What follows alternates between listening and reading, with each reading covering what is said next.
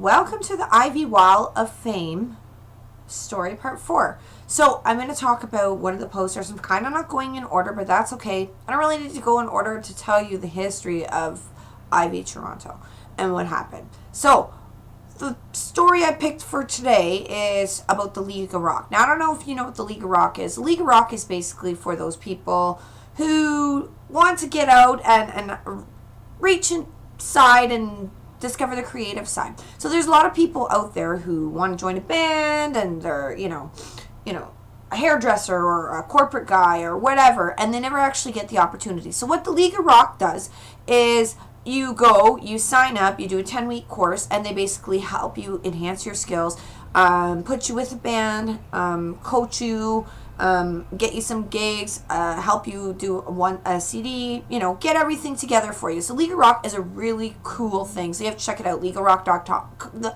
I can't talk, sorry. leagueofrock.com. So what I want to talk about is their 2-year anniversary party, and then it'll lead to another story. The 2-year anniversary party was at the Rivoli, and it was an amazing night. That night I was there because of the story that's going to come. So that night I basically was there to interview people. So all night long I was going in, I was talking to people, I was pulling them out into a different section, and I was interviewing them about the process of the League of Rock, which was pretty cool. I really enjoyed talking to the people, and me being me, I got them all to sign my poster, which I will post right here.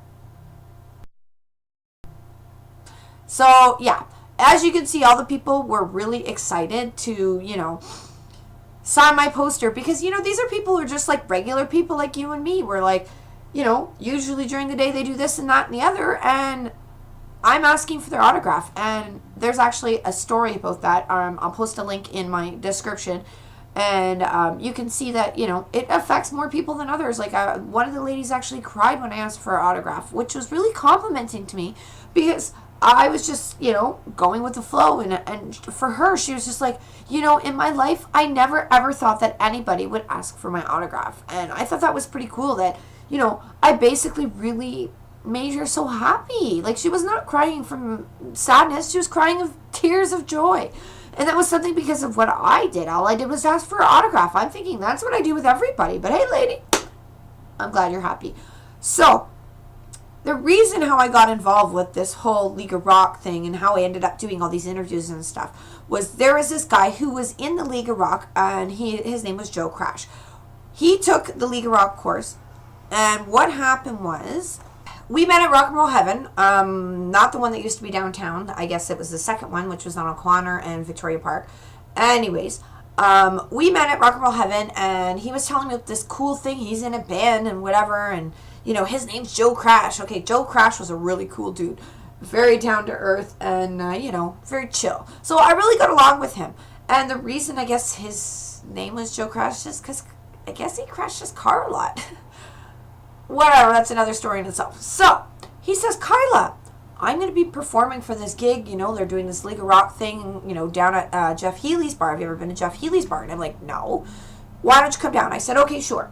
So, I bring my stuff. He says, I don't have permission to put anybody else on the internet at this point. So I says, well, I'll just put you on the internet, and your people. You've asked them, right? And he says, yeah. So we go down, get the people to sign the papers, whatever. I set up my little, laptop and whatever that I was going to do, put him on the internet, and then I do my little interview with him at the end, and he's saying, this is the coolest, thank you so much. And he was so excited for this to happen. During that same night, they were doing a documentary about the League of Rock, and they were doing testimonials and interviewing people and stuff like that. So they had taken Joe aside to interview him for this documentary. And it's kind of interesting because that same night, I was interviewing him and whatever, but it was for a different purpose. Anyways, so we finished, everything. I put all my stuff away, and, I closed up all my laptop, my equipment, put everything away. And he was about to leave, and I was going to go out the front door. And what happened was, he goes, no, Kylie, you got to wait. And I says, why? He says, well, they want to, put it at the end, me walking out and, walking out of the bar as, like, the end thing for the documentary. I'm like, oh, okay. So he goes, just wait, count to, 50 and then come out. I'm like, okay. So he goes straight, And then he turns to the left. So on the camera, you see, you know, him going straight and going past the you know, the patio part, right to the left, right? My car was parked over there. And what do you know? I wait. I don't know if he's super slow motion or whatever, but you see me run across chasing Joe, carrying my little laptop bags. It almost looked like I was carrying his luggage. So they labeled me in the documentary as the groupie. So yeah, I'll post that link in the video too. It's just funny how things work out the way they do, eh? So anyways, that night was a lot of fun. I drove him home and, you know, on with it, right? So the reason why I picked this video and the reason why, this poster, and the reason why I want to talk about it today is because I really want to stress the fact that it's never too late to give up on your dreams. Now, I understand that the music industry, you know, there's a time limit, and, you know, they say that girls can only go up to this. If you're talented, you're talented. And if you want to do something in life, that's what the, you know, League of Rock would be for, or that's would be gigging or jam nights or anything. There's no reason that you can't get out there and do what you want and live your dreams. So I want to talk about why I talked about this, which is to live your dreams. So this is my video for this week, and I hope you enjoyed. And just remember, I'm not giving up. I'm never going to give up, and neither should you. So you live your dreams. I'm going to live my dreams, and hopefully we'll all reach the stars.